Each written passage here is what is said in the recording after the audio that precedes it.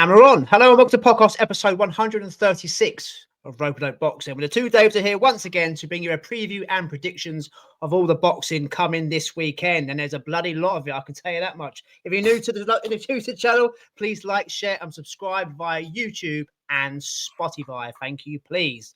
Right, if you listen to our Monday episode, you know now that we do two on a Monday. This is the second part, which is released today. It's getting late, so we need to jump straight into the dreaded prediction league and then jump in with about 10 fights we've got to preview and predict coming forward this weekend. Yeah, Jesus. It is proper stacked July, but it's the prediction league stacked. Let's have a look. So last week, ladies and gentlemen, hang on, let me do it properly. Where's me banner? There we go, prediction league. The scores stayed at, well, the scores were myself 10 points, Mr. Holland 12. And here are the results. Taylor Serrano. I went for Serrano on points. So it was done for me. Dave went for Taylor on points. So there's 3 for him there. Shira versus Miranda. Shira being Boom Gardner. Anyone new to the channel? We both went for Shira by KO. She got it done on points. There's a point apiece there. Ellie Scotney against Mercado. We both went Scotney on points. 3 points apiece there as well. Cameron Kamara. We both went for Chantel by KO. So just 1 point apiece there. Marshall versus Green. We both went for Savannah, so nothing for us there. Shiraz versus Belanga. I went for Shiraz on points, so that's 1 point for me there. Dave went for Belanga, so nothing for him. Sapida versus Shakur. By loyalty, I stuck with Sapida by KO. Nothing for me there. Dave picks up 3 points because he went for Shakur on points. Mateus, I went for by KO. Nothing. 1 point for me there because you got the win, and Dave went for Puello on points. David Morrell against the drug cheat. David Morrell, I went for a KO, so just 1 point for me. Dave went on points, so Dave picks up 3 points there. So I know I'm rushing through it, but if you kept up with me, you realise that I got 8 points and Mr. Holland got 14.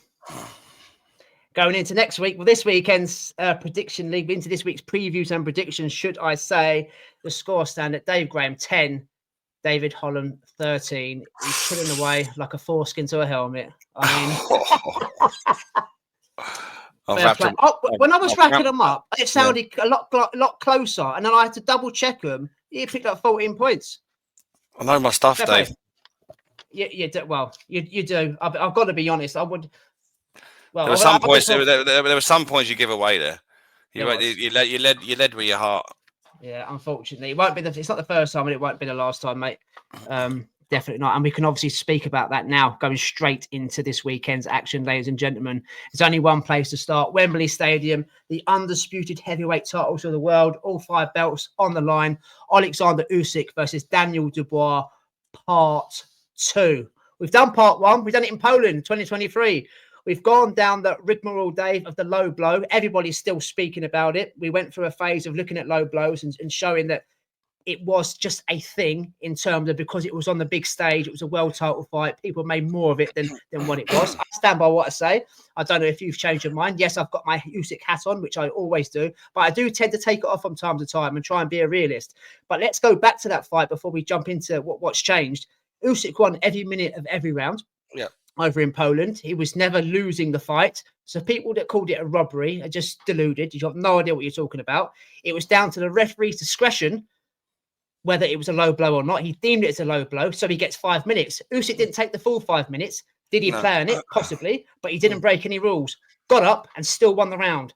Put Daniel Dubois down with a jab and stopped Daniel Dubois with a jab. That's the story of it. That's what happened. Frank was appealing to the WBA to give it over to. Look, come on. It happened. It's finished. It's done. Let's move on. Daniel Dubois has certainly moved on. Mm-hmm. He's had 3 great fights since. He's had the Jarrell Miller fight, which he come through. Jarrell Miller is he's just a lump, isn't he? Just a big lump that tries to weigh you down and tries to take you out late. He'd never been stopped in his career. Yes, he shouldn't be fighting full stop. He's another drug cheat, but he is. He came through that. Filip Hrgović, Dave, he was asked questions early on, took some big lefts off Hrgović. How he never went down, I do not know. Came through that, stopped Hrgović. And then what he done to Anthony Joshua, I think everybody predicted AJ to do a job on him. I was the only one, and I've got receipts for that as well, that said Daniel Dubois would stop him, went through him like a freight train. So the guy's changed in terms of his confidence.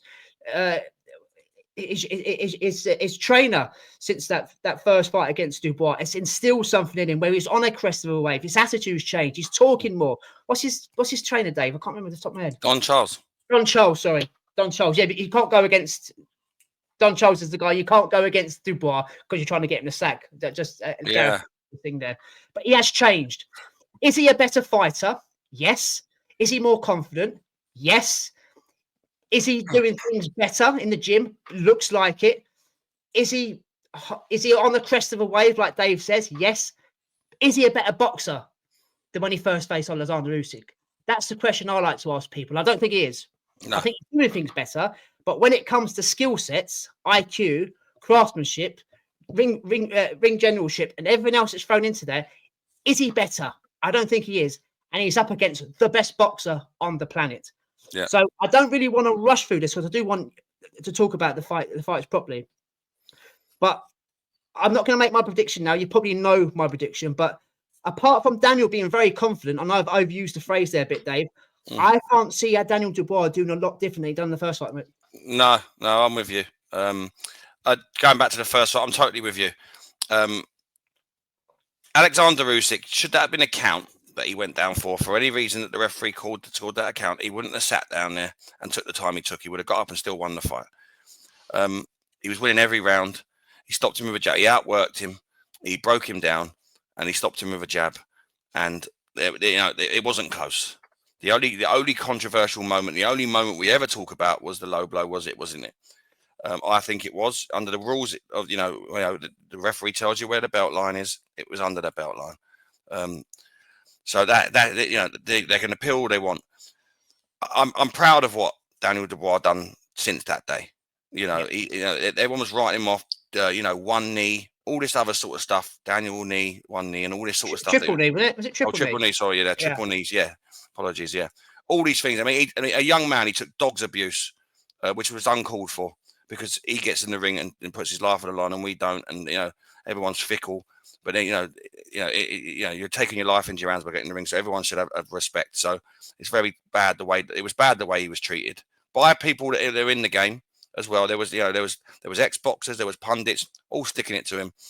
He knuckled down, and he turned it around. And he's had one of the greatest comebacks of any British fighter you can think of. The run he's gone on is nothing short of fantastic. Confidence is a massive thing, and he's gained so much confidence. He's gained a hell of a lot of fans, and he deserves to be where he is today. So people should be proud of what he's achieved as a Brit. Not everyone sticks to that sort of thing, but as a British fighter, he should be getting behind him. He's got a hell of a task with him on Saturday. Again, we speak about world class and elite. Now, if there is such thing as a super elite, then we're talking about Usyk. There's stratosphere when it comes to boxing skills and boxing fundamentals and everything that goes with it. Daniel Dubois, regardless of what happens on Saturday night, and I will come to it shortly, Daniel Dubois is young enough to come again. When Usyk decides to pack it up, there's no reason why Daniel Dubois can't be that guy. So he's got nothing to lose by taking this fight and doing it again. Because he's got time on his side. He's 27. He's probably not even hit his peak yet. But he's up against an all-time great in Oleksandr Usyk, who just does everything superb. His footwork, his engine, how he maneuvers you around the ring, makes you work when you're not supposed to work, drains you, and then does everything just perfect. And he's a generational great, and he'll go down as one, and rightly so. So do I think that Daniel Dubois will be better in this fight? Yeah, I do. Do I think it will be good enough? No. You just come across people in life where you just can't beat them. Now, be fair play to Daniel Dubois because he's not thinking like that. He thinks he's going to walk in and bulldozer him, but yeah, everyone. That's what I keep saying about his confidence is sky high. He's on the crest of a wave, like you like to say. Nobody can beat him now. That's a great attitude to have, by the way. It is a great attitude to have, but you rattled off the people that he's been in with: Jarrell Miller, Anthony Joshua, Hrgovic. They're not. None of them are Usyk. No. None of them are Usyk. And can Daniel Dubois go into it? Now we talk about rematches and making adjustments. We've mentioned Johnny Fisher recently. I thought that he'd go in there, learn from the first fight, and make adjustments, etc. There's no blueprint for this. There's no blueprint for this. Yes, Daniel Dubois has got super confidence now. He can punch, but he's got to remember he didn't land one the last time.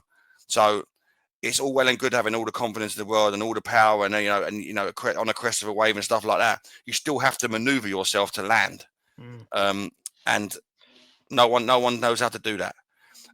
Does it for me? Does he have the fundamentals to be able to do that? Like you said, the boxing, no. We're not talking about Daniel Dubois' boxing ability here when in his wins. It's his raw determination, the fact that he can punch. He showed a lot of heart in these fights. He's had to dig deep, but he's not going into a type of fight like that where Anthony Joshua's going to roll the dice in round 5 after he's been knocked down 3 times and leave himself and try and throw an uppercut from halfway across the ring and walk onto one. You're not getting that from Usyk. He's gonna wear him down, and for me, it's going to be the same outcome. So I will go in now, and I think that Daniel Dubois is going to come out full of beans. Oleksandr Usyk is going to have to be careful. He is going to have to be careful. He don't walk onto anything silly, but he's never done that before, so there's no reason to think that he will do that now.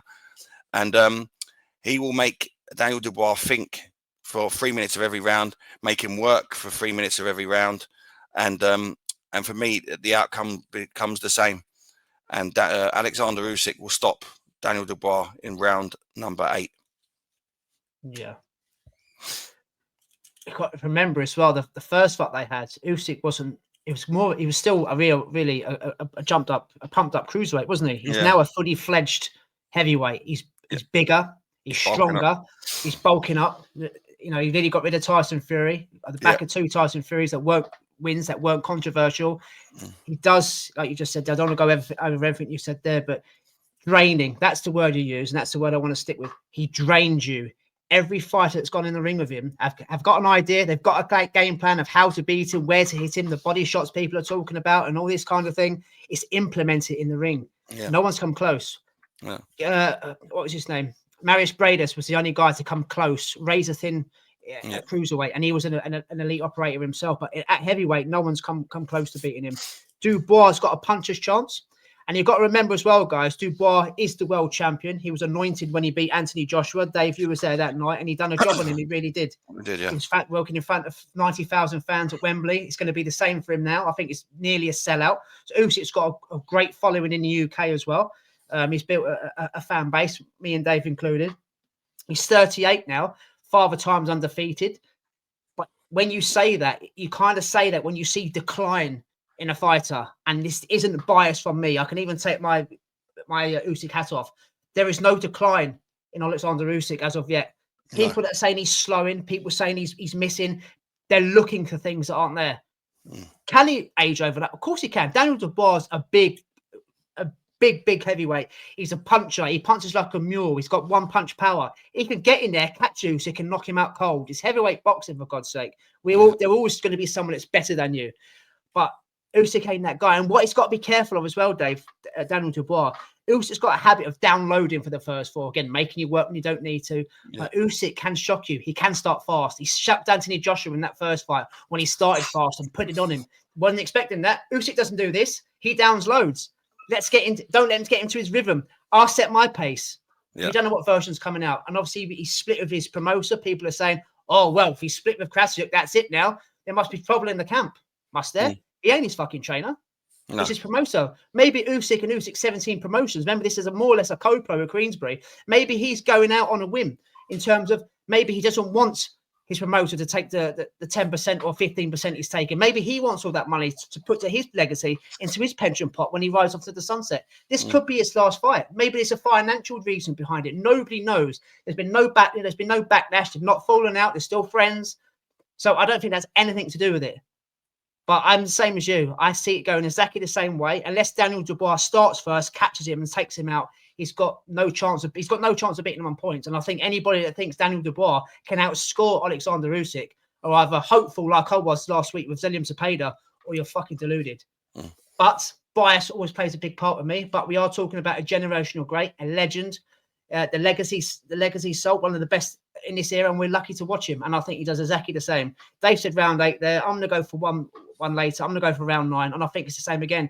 I think he quits or takes a knee. He just can't. He can't keep up that pace. And what we've got to remember as well, guys, Usyk has got different gears. He gets to the championship rounds. Anthony Joshua thought we had him in the second fight. I think it was round 10. Was it round 9, Dave? Or round 10? He hit him to the body, and people go, "Good, Anthony Joshua's got it now." Usyk's gone, "Right, motherfucker. You've had your fun. Round 10. Let's go up again, mate." And even Eddie Hearn, Eddie Hearn licks Anthony Joshua's ass. He said, "I didn't see that coming. Not those levels of turning it up. Not back end of fights." Yeah. And he's got that. Has Daniel Dubois got that? Even though he's on a crest of a wave, he's confident. He's got a pair of cojones on him.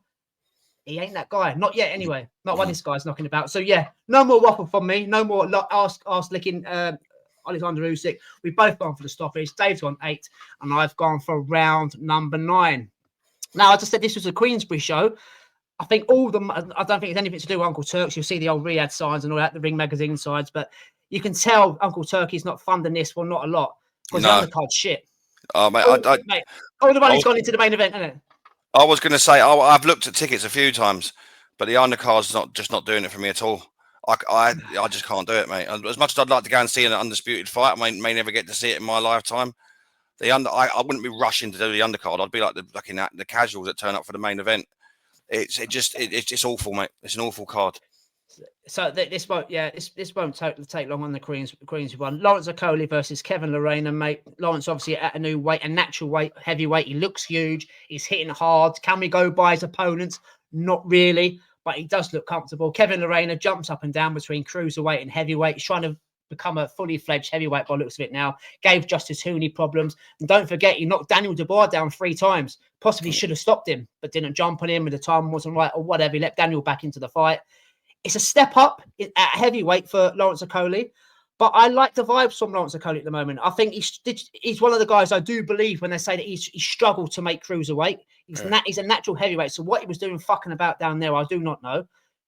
I can't go too much on his Latvian bin men and that fight he had at Bridgeweight over in Poland, but I do like him sitting down on his shots now. I do like to see him throwing rather than holding. Kevin Reigns a good opponent. But there's something about Lawrence Okolie at heavyweight, mate. I think he might do something. He might win a version of a title, and I think it possibly starts here. Lawrence Okolie versus Kevin Lerena, mate. What are you thinking? Listen. You could sell sand to the Arabs, mate. You really could, but I can't say you're Okolie. I've just never been sold on him, mate. I think it's manufactured weight. You've only got to look at his belly. I think he's stuck between cruiser and heavyweight. I think he's one of them. He's not. The reason he was at cruiser is because he was never a full heavyweight, and I feel like his weight that he puts on is artificial.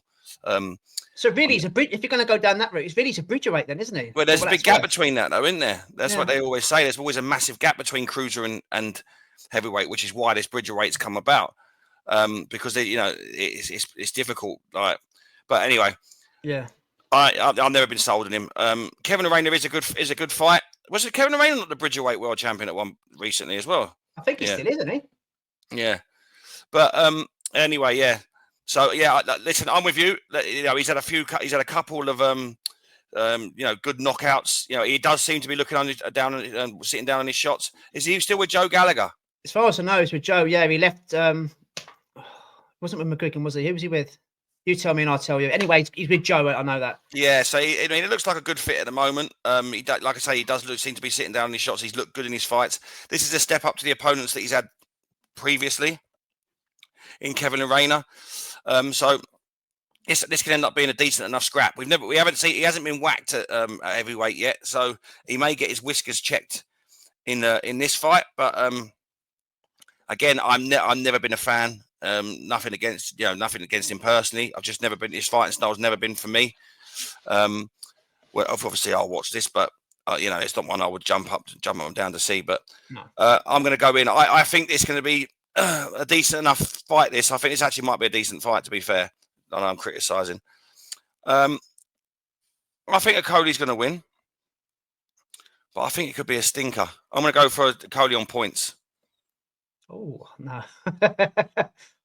Please not back to the hugging. I've just said there. Again, it's hard with the opponents that he's had. We haven't seen any hugging because he's been sparking them out in the first round. Yeah, I'm going to go for Lawrence Okoli by knockout. I think Kevin Lerena will ask him questions early on, like he did Dubois, like he did with Justice Hooney as well. But I think he kind of gasses as well a little bit. But Okoli, this manufactured weight you're on about, will he gas as well? Will it become a stinker second half of the fight? I think Lawrence is trying to get rid of dudes ASAP. So I think Lerena troubles him for the first 3 rounds. Then Lawrence lands a big shot you don't see coming. Round 5, Lawrence Okoli KO, mate. For old Lawrence. They've been talking about Lawrence doing the Moses Atuma, aren't they, in the future? So, but there again, Moses is going to be linked with everyone, you know. So yeah, and he's under Uncle Frank as well now, Lawrence. That's why he's on this card. Daniel Lapin versus Louis Edmondson. Now, I've tried to like Louis. Got nothing against him as a person. You know, handsome man, turkey teeth, talks well with Billy Joe Saunders. Nothing against the guy. But a phrase you like to use, Dave, send the glass eyes to sleep. I can't get into his style of boxing. yeah. Got the fundamentals, can box off the back foot, can set traps, he knows what to do. But it's not eye-catching in the ring. It's boring. We spoke about Jack Catchell yet again the other week. It's boring. I can't take to it. And he's got away with one, in my opinion, against Dan Aziz. And his last fight just done enough. I think he's now the British champion, but he's fighting for an RBF Intercontinental bullshit belt here against one of Usyk's mates. Daniel Lapin always fights on Usyk cards. He's about 6'6", long, rangy, fast feet. I can see him getting stopped there. I can. I know the sound bites about Daniel Lapin. Some people say he's shit. Some people say he's overrated. Some people say he's a hype job because he's part of Team Usyk. I disagree. I think Louis Edmondson might be overrated and hype job. We'll see on Saturday night. Is it 2 hype jobs going against each other? If it is, Dave, I think the Ukrainian hype job, which I don't believe is, I think he can go on and do something at cruiserweight, light heavyweight, sorry. But I believe Daniel Lapin might be too fast for him. I think Daniel Lapin might have success to the body. I think he might put it on him. I think it just might overrule him at times because he's a funny fighter, Lapin. He does things in splurts, but because he's got such fast hands for a big guy and he gets beyond that jab, I again, doing the old eye closing thing, mate, Louis Edmondson, there's just nothing coming off him. And Daniel Lapin's going to take his chance. I think it stops him. I think, look, Daniel Lapin, to go straight in here, mate, before you have your say, Daniel Lapin stops Louis Edmondson. I think it might be quite early as well. I'm going to go for round 3. Yeah, that's me wrapped up for that one. I'm with you on Louis. I mean, it just doesn't do enough. We talk about fighters just doing enough. You know, just scraping wins. You know, not sparkling. He's never done anything for me. And I thought, wow. You know, his performances have always just been a little bit powder puff for me. And so, yeah, listen, I don't want to take anything away from him. He's a British champion. There's some stuff people's dreams are made of. Of course, yeah. But yeah, like I say, for me, he doesn't do anything great. You know, he's not a knockout artist, so you know his record suggests that you know that he hasn't got pop. But even in his boxing, he doesn't have enough output for me, and you know it can be very drab at times. Daniel Lapin, I'm with you again. He's not one that carries a lot of power. If you're looking at his record, I think he's only got 3 KOs. But for me, he's the better boxer of the two. Like you say, he's got faster hands. You know, being in the Usyk camp, you're naturally being around him, you're going to throw better shapes. You know what I mean? Your footwork's going to be better. You know, you're around greats. You know, Lomachenko's probably been in that camp as well. So you know, you pick up from them 2 guys. You know, you ain't going to do too bad. I with you when it comes to the result. I think Daniel Lapin will be too good for Louis Edmondson, and unless Louis Edmondson's going to show us something we haven't seen before.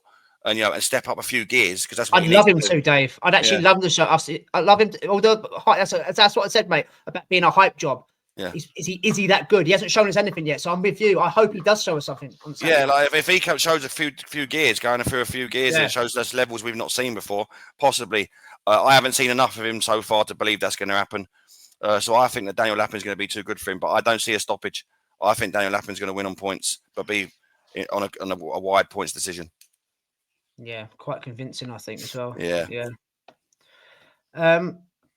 Talking of being quite convincing, let's jump over to the MGM Grand in Las Vegas. WBC welterweight title on the line. Are you convinced this is going to be a good fight, Dave? Is your feelings changed towards Mario Barrios versus Manny Pacquiao on Saturday night, mate? No, I hate it. I wish it wasn't happening.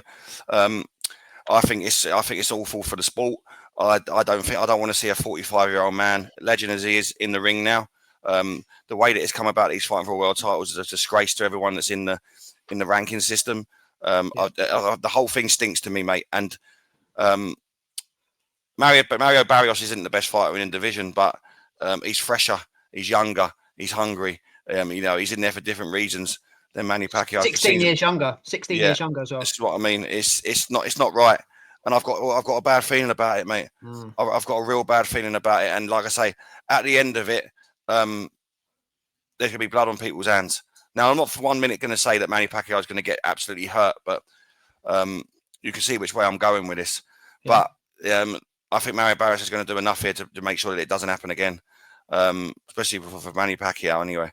But listen, I love Manny Pacquiao. I love what he done in the sport. He was great. He broke my heart when he knocked out Ricky Hatton. That's the closest I've been to tears for a boxing ring. I still can't watch the knockout today. It breaks my heart that much, honestly. And it's on every top 50 knockouts of all time that ever comes on the telly. But a legend of the sport, and I don't want to see this Roy Jones stuff all over again. People going on too long. Roy Jones was an absolute legend, and then like I say, you look at him now and his record. He's fighting out. He was a Russian and his Russian citizenship just went on too long. There's many fighters that just can't let go. Now, for me, Manny Pacquiao's. Listen, he's done wonderful things for his country and stuff like that. But for me, this just seems like he's coming back for money.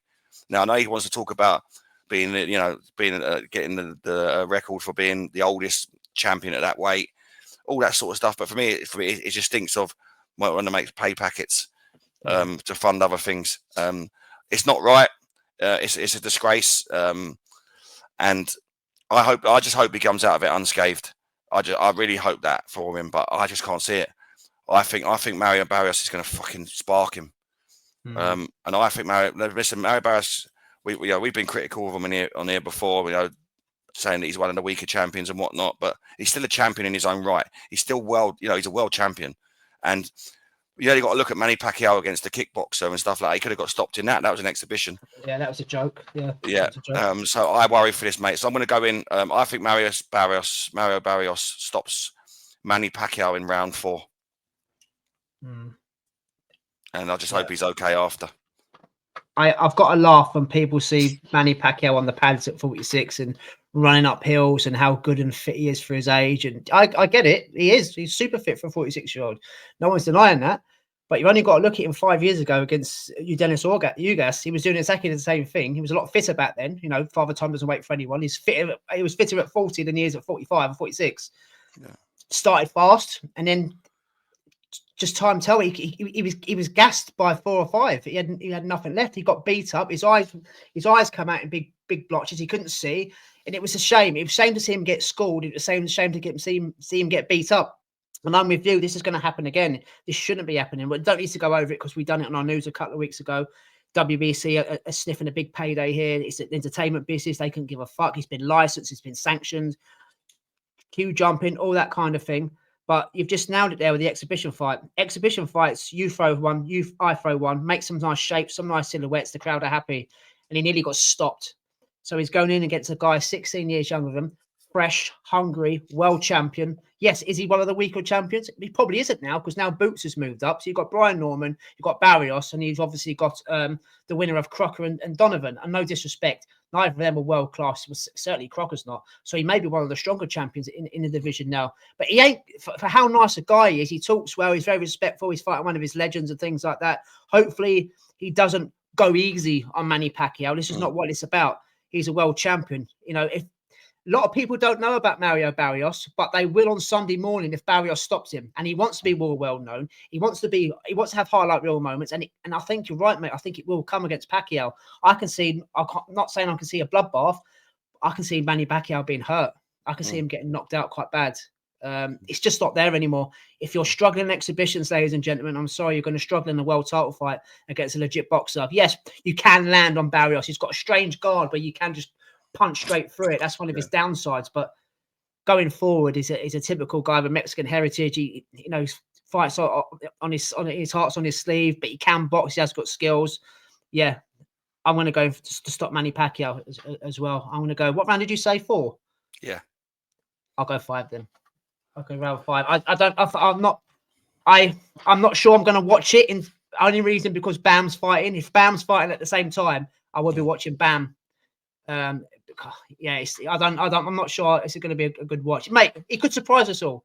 He could see 2.0 of him. And if he does, fucking hell. I mean, there's talks of rematches happening as well. I mean, if he doesn't win, so it's all paved out for Pacquiao to win, you know? Yeah. But there again, just say he goes to distance, Dave. Just say he does go to distance, and Barrios gets screwed on the scorecards. What does Pacquiao do then? Does he jump up another weight? Does he take on Brian Norman Jr. and get killed? I mean, these are all factors, you know. It's not right, mate. The whole thing stinks. Yeah, it'd be interesting what we speak about on Monday next week, mate.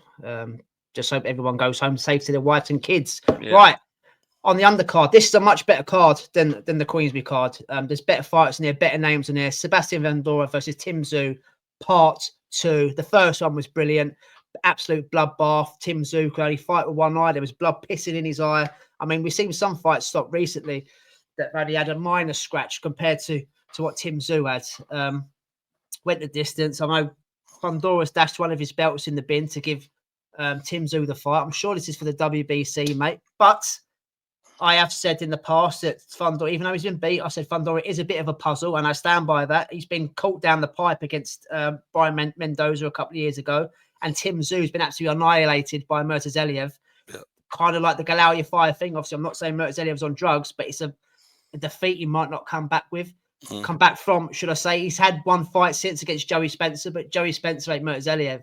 Joey Spencer's not Sebastian Fundora. Yeah. Again, if they put on the show, Dave, that they put on the first time, I think we're in for a real treat here on Saturday night.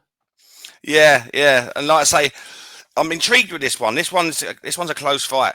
Now, we're going off the first fight where the cut was a massive factor. And it was. You know, and we all gave Tim Tszyu kudos in that fight for sticking with it, with such an injury. I'm obviously interested to see what the fight would be like without that, and we get this on Saturday night. So for me, you can't just take it that Sebastian Fundora, because he won the first fight, automatically wins this fight. So it's for me, it's a lot closer now. It's still tough to call because we didn't really see the true Tim Tszyu that time because of the injury, and that's the fact. Now, you said that it's Fundora's a puzzle. I think myself and Jay's Fight Talk Liam said he's more like an octopus. Yeah. He's got a weird style for me. Like I say, the fundamental, the attributes that he's got, he should be able to utilize his fundamentals way better than he does for me. He should be able, no one should be able to lay a glove on him because he should be able to keep him at distance and that. But he doesn't fight that way. So yeah, I'm intrigued with this fight for both of them. I like Sebastian Fundora. Like I say, physically, it's mad how he even gets for that being that tall, 6 foot something at that weight is just ridiculous. And Tim Tszyu, yes, never struggles either, does he, on the scales? It's mad. No, nor his sister. And Tim Tszyu is exciting. Not the best boxer sometimes, but his defense is defends with his face first. And I always said, the way he fights, he'll end up having a short career because he'll be in too many wars and there'll be too many miles on his clock. Now, you spoke about it there, Murtazaliev. How much is that taken out of him? Because it was a bad defeat. There's different type of fighter with Fundora. Fundora doesn't really fight that way, but he is all fingers and thumbs. So you're going to get caught with shots you don't see.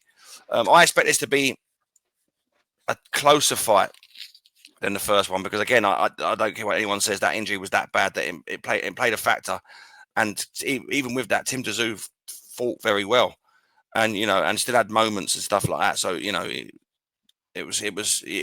come out with a lot of praise. Barring it doesn't happen again, which I hope it doesn't, because I want to see a conclusion without that. I'm still struggling to call this one. If he didn't have the Dave, if he didn't have the Murtazaliev fight in between, I'd go Tim Tszyu. Yeah. Because even with that cut, the blood pissing in his eye, it was a fun fight to watch, and it was quite close. But because he's had that beat down, and I'm not taking anything from the Joey Spencer fight, that's more of a confidence builder for him. Yeah. I'm in the same boat as you. It's hard.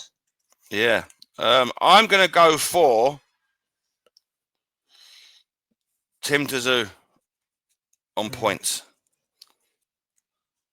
Yeah. I think, I mean, if you look at the two fights, one between Fundora and Murtazaliev, he was in this fight, even with that injury, a lot more than he was Murtazaliev. So, oh yeah, I like I say, I think Tim Tszyu, I think this might be the confidence boost that Tim Tszyu needs after that defeat. So I think he's gonna scrape a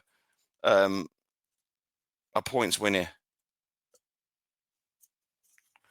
I love the family name. I used to love the old man, and I've obviously again a little bit of bias because I do like Tim and I like Nikita as well. But somebody has got to get on the inside sooner rather than later, like Mendoza did, and just land down the pipe and hurt him. Why can't Tim Tszyu do it? Is he going to start fast? Is he going to box? I just don't know. It's so hard to pick. But I'm just going to go loyalty based again, and I'm not going to kind of shoot myself in the foot because you're going for the same contender if you like. But I'm going to go for knockout. I'm going to go a little bit bold. I think Tim Tszyu, I want him to start fast. I want him to put it on Fundora. I don't want the puzzle to still be a puzzle, or the octopus, if you like, have his own way.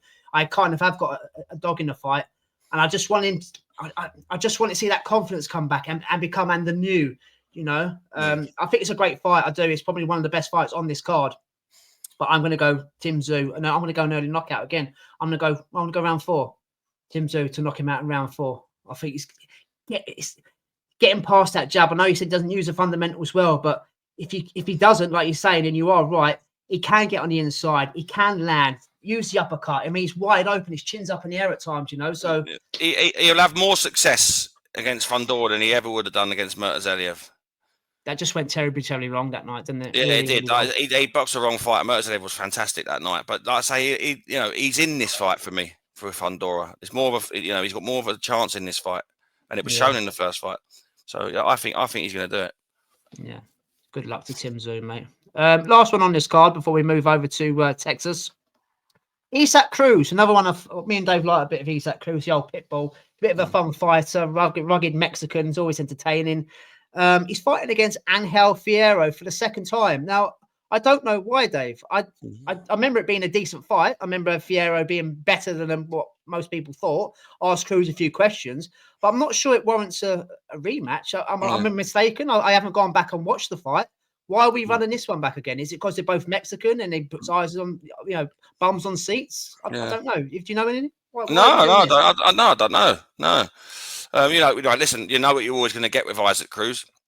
We talk about fighters being on cards to make the cards. Maybe that maybe whoever's promoting this looked at this and thought, you know what, that was a decent enough scrap. We can get them together. They're both free at the same time. It's a card builder. Like a Sam Egerton, or who was a guy that fought recently last week, the British champion. What card was it? Which back in my brains now. The British champion. Always in good fights. Anyway, Conor Walker. This screams the vibes of that. Like a card builder. Because Isaac Cruz, you know what you're going to get with him, and he always brings it. So I can't see it being anything more than that. He won by unanimous decision last time. Yeah. Maybe it was controversial. I think you might be right, Dave. I think you might have nailed it. It's just the opponent. Why are we doing the same opponent? Yeah. I must say it might be availability and what, But for me, this is like a card builder. And listen, Isaac Cruz is a good fighter for that type of thing. I love him. Yeah, like you said there, he brings it. He brings it in every fight. He looks like he's like a pit bull, but he is educated in what he does. So yeah, it's not much more you can really sort of say about him. You know what you're getting with him.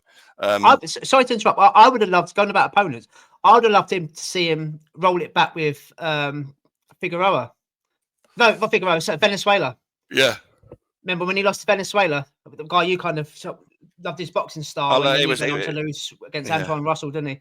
That's right. But yeah, I'll see that. But yeah, I can see this being a real good scrap. I think that's what this is on the card for, to build the crowd up and have a good scrap, and that's what Isaac Cruz brings to it. So yeah, I don't think it's anything more than that. And but yeah, I think it'll be a decent enough fight. So we could see a bit of a Mexican trilogy here if Angel Fierro gets his way, or again 2-0 in trilogies now. That kind of is enough. You can have 2-0 instead of have a trilogy, but yeah. As I said, mate, you done an unanimous decision last time out. Remember it being an okay fight, probably a bit more than in okay. It because obviously Isaac Cruz always brings it, but probably go the same way. PBC fight on a PBC card, unless Fierro can knock him out and he's tough as they come, Cruz. I'll probably go the same way. Cruz on points. Yeah, I agree. I'm going to go Cruz on points as well. Yeah, so that one's pretty easy. And obviously, I've mentioned Figueroa there. I was supposed to say Venezuela. Brandon Figueroa's on his card. It's a return of Mark Maxeo as well, the Filipino. Ain't seen him for a while. And Gary Russell Jr., as Dave said the other day, he's coming out of retirement. Only fought once a year. In his 40s now, Dave, when he will be said late 30s. But yeah, that's on Amazon Prime. That's on Prime, pay-per-view. That's a better card than the Creedry card. So I'll be fully invested in that. Not long to go now, mate. It's a stacked month. We've only got 2 more fights to predict. And what we are going to predict is one of your favourite fighters and mine as well. But I know you fell in love with Jesse Bam Rodriguez. This is over in Texas at the Ford Center. He's fighting against Puma Cafu. WBC, WBO, Ring Magazine belts on the line at Superfly, unification fights. Both champions, mate, both unbeaten, both can box, both can punch, but there's only one superstar here for me. I've said it once, I've said it 1,000 times. Bar Nakatani, down in these lower weights, he's a bit of a legend killer. He's Bam. Nobody beats him. No. Nobody beats him. He will not lose here, and he's already penciled in to fight the other champion in Martinez. I was going to say that he's on box rec. The 2 fights are there already. So this guy's got the lot. He's an entertainer. He's weird in terms of he looks like a little librarian, church choir boy. Doesn't badmouth anybody. He comes and goes. No one knows he's been. But when he gets in that ring, he's an animal. But he's getting better and better and better. And even Sonny Edwards, who was a great boxer in terms of the sweet science and way he maneuvered his feet and sets traps. Even he had to admit that Bam's feet were quicker than his. He said, no one's had quicker feet than me. They don't move into the position before I do. Just couldn't get out of the way of him. And he's got better since then. Again, it's a good fight. I think Cafu will have his moments, Dave. He's a decent fighter. But there's Bar Nakatani, who is up at bantamweight, the weight level above. No one beats him for me. And that's purely being selfish. That's purely being biased. But also, in an educated eye, if you like, from the optic test, I can't see anybody coming close to beating Jesse Bam Rodriguez. He's a superstar, and he's going to enter that elite pack as time goes on. He's in the pound for pound top 10, but he's going to become elite. He takes care of Puma, takes care of Martinez, possibly does the Chocolatito thing, goes up and faces Bam Nakatani. He's going to be the guy. A flyweigh's going to be the guy in world boxing. Love him to death. I'm going straight in. I'm going straight in here, mate. Before you, I know you're going to wax lyrical about it as well. Jesse Bam Rodriguez to knock out Puma Cafu in round 5. Done. Yeah, I was going to go 5, but I'll move that. But listen, mate. You could put it fantastic.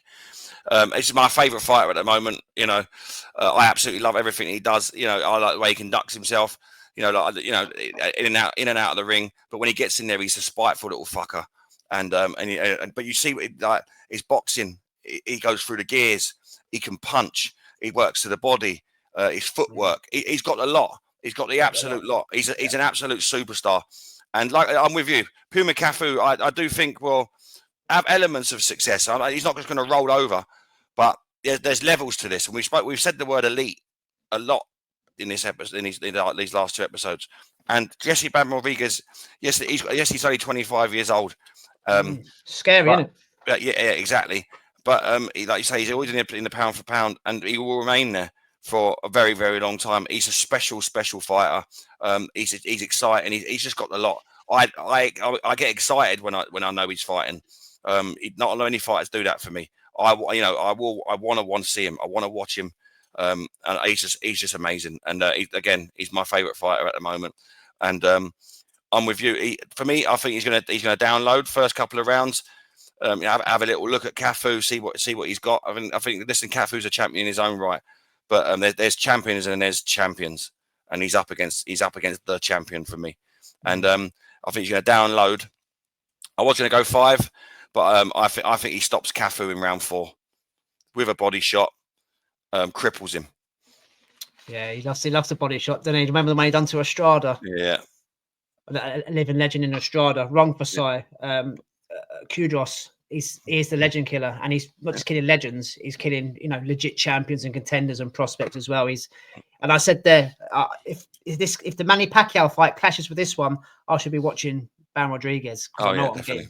Fucking know what I'm getting. So good. And we've got a dog in the fight. We both love him. So good luck to Jesse on Saturday night. And lastly, guys, another one of my favourites, Diego Pacheco. Said it before, outside of Canelo at 168. Yes, we know Hamza's up there now. I think he's the best 168er, and I stick by that. He's got a good fight, actually, on this undercard in Trevor McCumbee. I think McCumbee will ask him a few questions based off his Caleb Plant fight, knocking Caleb Plant down. And obviously, Caleb Plant came back and got the job done.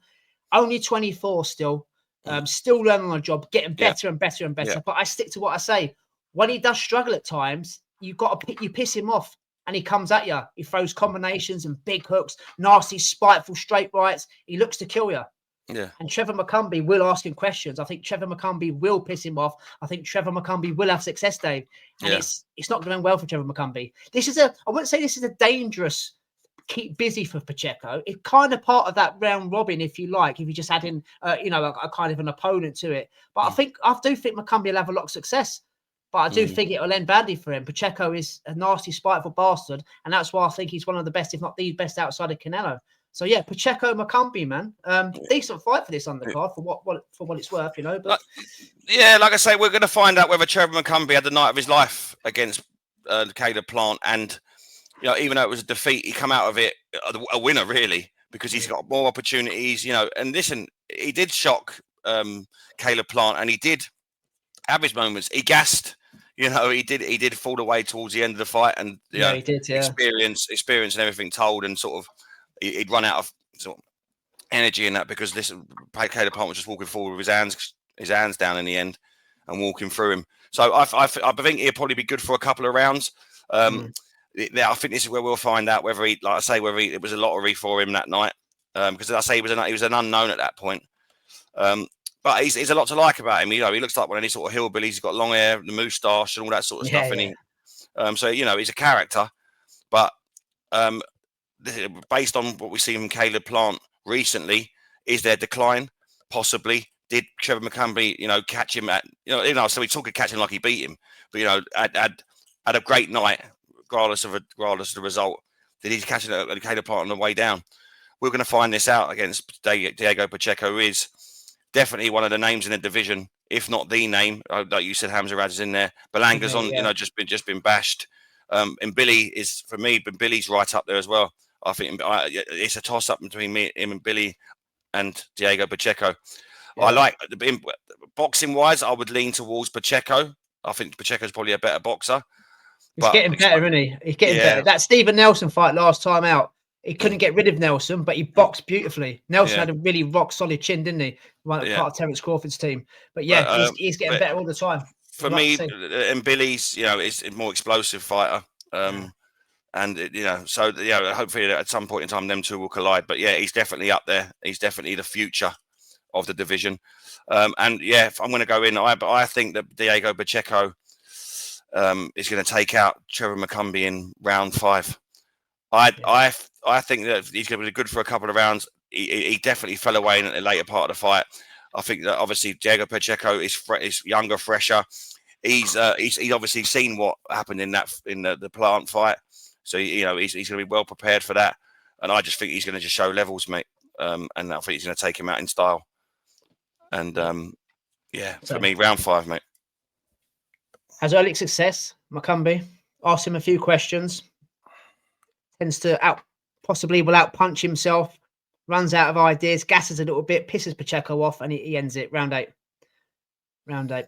Funny you just mentioned it, and Billy there. You'd like to see that fight.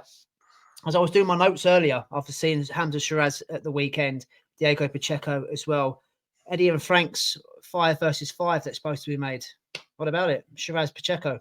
We're waiting around for Canelo. Yeah, that'd be great. You said it yourself. You could see Canelo Crawford do 2 or 3. Pacheco Shiraz.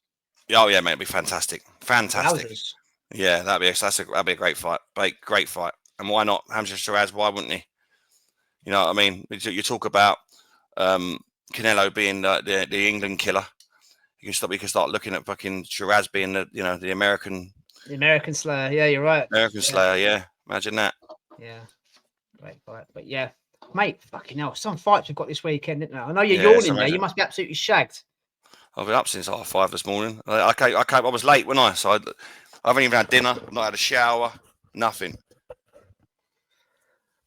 That's commitment for you guys. We say it all the time. That is commitment for you. Eh? It's not over yet. Oh no, we've got the winners' weekly wager now. Right. So there was £92 in the pot last week. Dave went for Chantel Cameron to knock out Jessica Kamara round 4. Fuck. We only got a point there, but that point is doubled, turned into pounds, which makes the winners' weekly wager charity pot of your choice this week is £94. We're getting closer to the 100 mark. Dave's got 9 fights to choose. He won again last weekend. So his banker of the week. Which way are you going, brother? My boy's on. My boy's on. Now, I could have took an easier fight, but you know what? I'm not going to. Everyone knows that I love Bam Rodriguez. And if he's fighting, I'm backing him.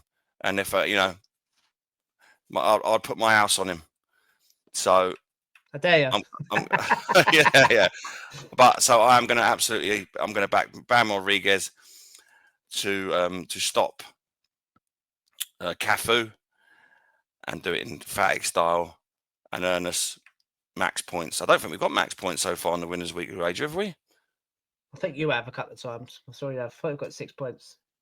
Sure, I've doubled it to 12. I think we have once or twice. We're getting there. We're getting there, mate. Hopefully, Bam does it for me. No, my boy's on there, mate. Listen, I could have picked easier fights. I could have gone for Barrios, but but no, Bam Rodriguez is my guy, and I'll back him always. Sounds crazy, isn't it? Playing safe in a unification fight. You know, it should be a 50-50 fight, but it's a good choice. It's a good choice. Right. Anything to add, mate? We've done over 2 hours of content now. No. Well over 2 hours. So no, we said enough. Usual shit, shave, shower, shag. Possibly. That's it, mate. Well, she's at work, so she'll be home in 15. Well, 5 minutes. She finishes work, so she's done her 7 a.m. till 10 at night. So this seems like a full-time shift, doesn't it? Eh? It is, boxing. Yeah. Oh, it is. Yeah, as long as it's really nice to get paid for it. But we always go down that, maybe one day. So I'm going to love you and leave you, mate. And you, Mucker. Sort this out. And this will be out on Thursday. Well, you're listening to it out on Thursday. Hope you enjoyed Manny's episode. This is the end of episode 136. Like, share, and subscribe as per usual. And we will be back on Monday. I think we're doing a bit with Liam Monday as well, on his Liam's Fight Night picks. So got to fit that in somehow as well. So we might have to break up next one. I can't do 3 episodes on a Monday night. Jesus Christ. I know.